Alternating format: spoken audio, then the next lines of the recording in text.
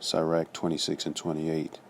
There be two things that grieve my heart, and the third maketh me angry, a man of war that suffereth poverty, and men of understanding that are not set by, and one that returneth from righteousness to sin. The Lord prepareth such and one for the sword.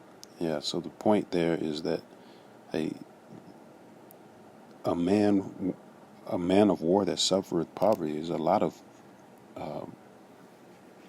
veterans in poverty and homeless, man.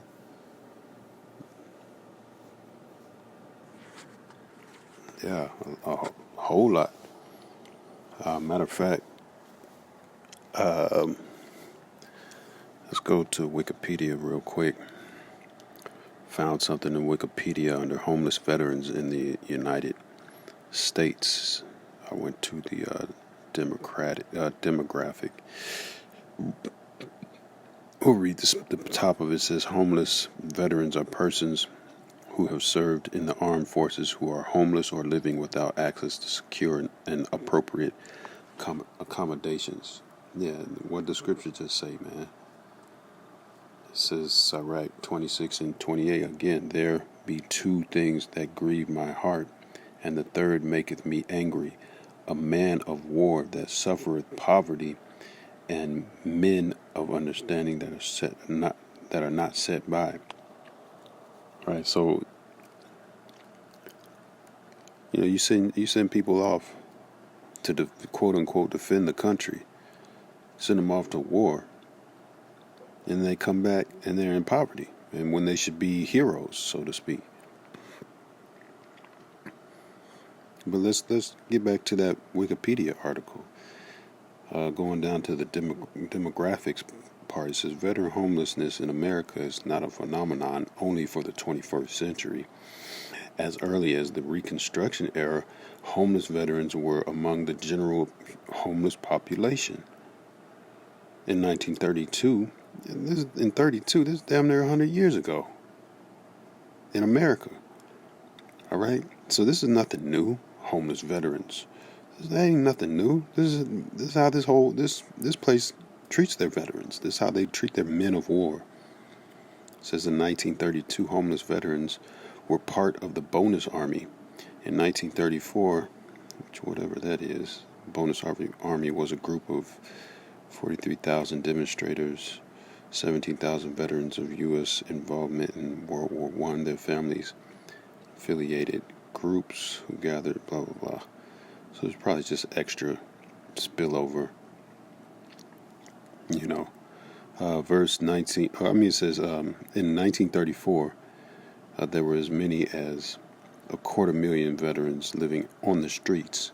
During the Truman administration, 250,000, 250,000 veterans on the streets, man. That's a whole damn military base. More than a whole military base. Several military bases. During the Truman administration, there were 100,000 homeless veterans in Chicago and a quarter of that number in Washington, D.C. In 1987, the number of homeless veterans was as high as 300,000.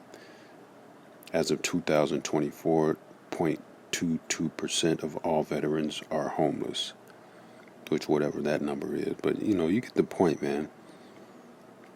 This place don't give a damn about its veterans, flying them off into foreign countries.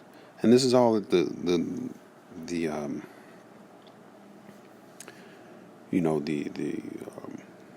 orchestration of the elites, where they say all wars are bankers' wars, because war makes money.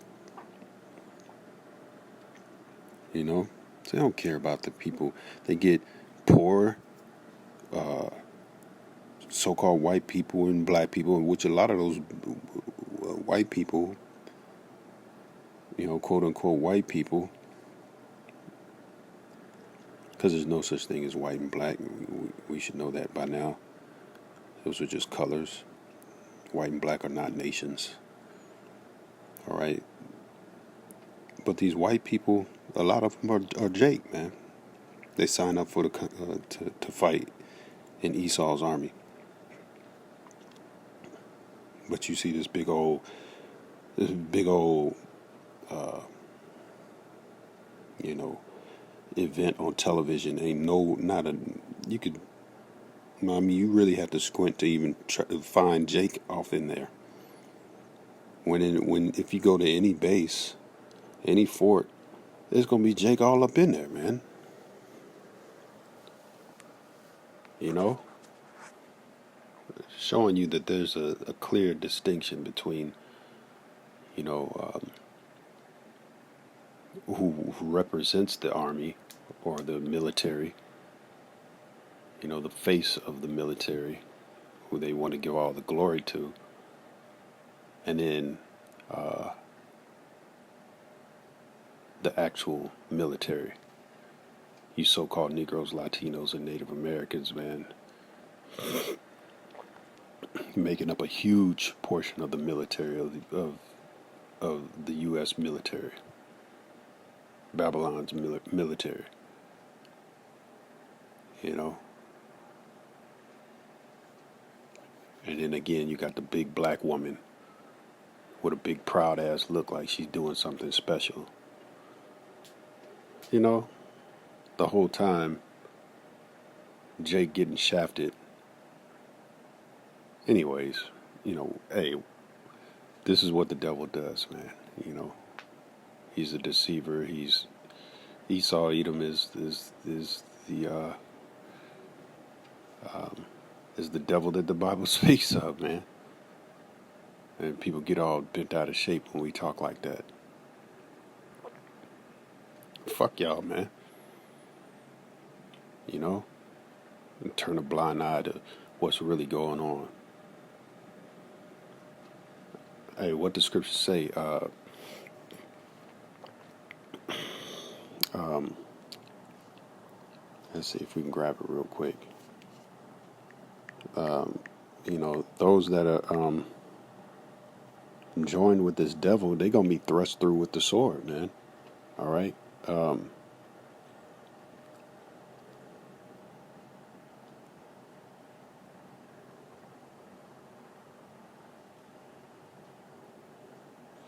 This is Isaiah chapter 13.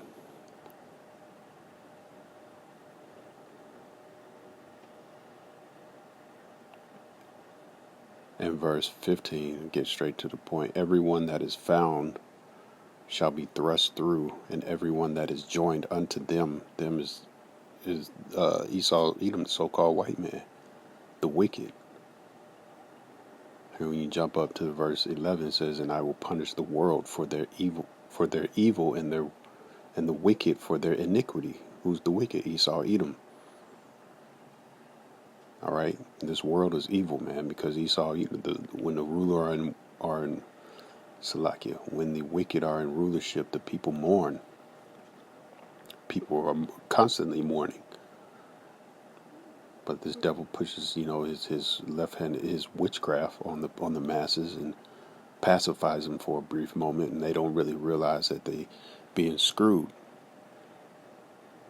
All right. It says, "And I will cause the arrogancy of the proud to cease, and will lay low the haughtiness of the terrible." Yeah, the Lord is going to lay low the haughtiness of these, these politicians, these military commanders, and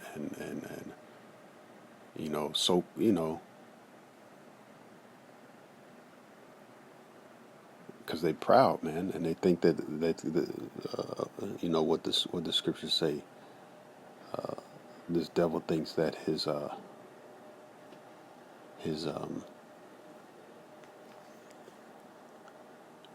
Salakia, he thinks that his lands shall last forever. Or let me see if I can find that. Yeah, Salakia, this is the book of Psalms. Psalm chapter 49 and verse 11.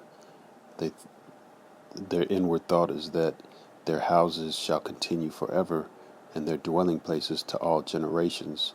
They call their lands after their own names. This is the mind of the Edomite, man. All right?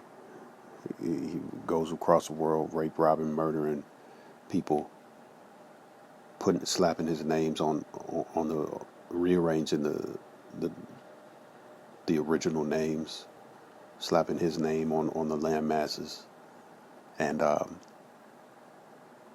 he thinks that he can get away with that forever, man. He thinks that his generation, but no, man.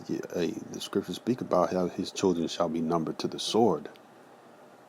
Okay, and we gonna dash his little ones against the rock.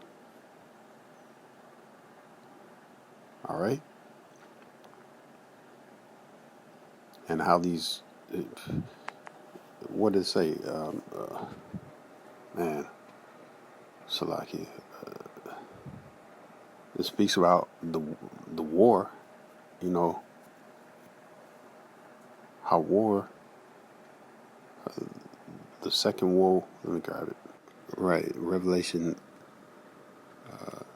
11 and 14. The second woe is past, and behold, the third woe cometh quickly. That's war. Talking about third war. It's going to come quick. You know, hey, the bloody and deceitful man, he loves war. He loves blood. Well, he's gonna get blood. All right, he's gonna get it. Let me grab something real quick. All right, this is Joel chapter 3 and verse 9. Proclaim ye this among the Gentiles, natural Gentiles. Prepare war. Wake up the mighty men. Let all the men of war draw near. Let them come up. Beat your plowshares into swords and your pruning hooks into spears. Let the weak say, I am strong. These other nations, that's what they doing, man. They gearing up. They getting their sword together. They getting their nukes together. You know, the weak saying that they're strong. It says verse 11, assemble yourselves and come, all ye heathen, and gather yourselves together round about thither. Cause thy mighty ones to come down, O Lord. Let the heathen be awakened and come up to the valley of Jehoshaphat, which is the valley of Jehoshaphat, which is Yahweh's judgment. For there will I sit and judge all the heathen round about. Yeah, the Lord is going to destroy them in that valley, in that Levant region. He's going to destroy them. All right, and all the men, I believe the scriptures say somewhere about how the men of war, they're going to go off to war, and they're not coming back, man. And, you know, so hey, that's the judgment. That's the judgment, you know, for America and its bloody dealings, man, in the earth. That whore that rides the beast back. So Lord willing, I was edifying, giving all glory, honor, and praise to Yahweh Ba'Shem, Yahweh Shai Ba'Shem, Shalom.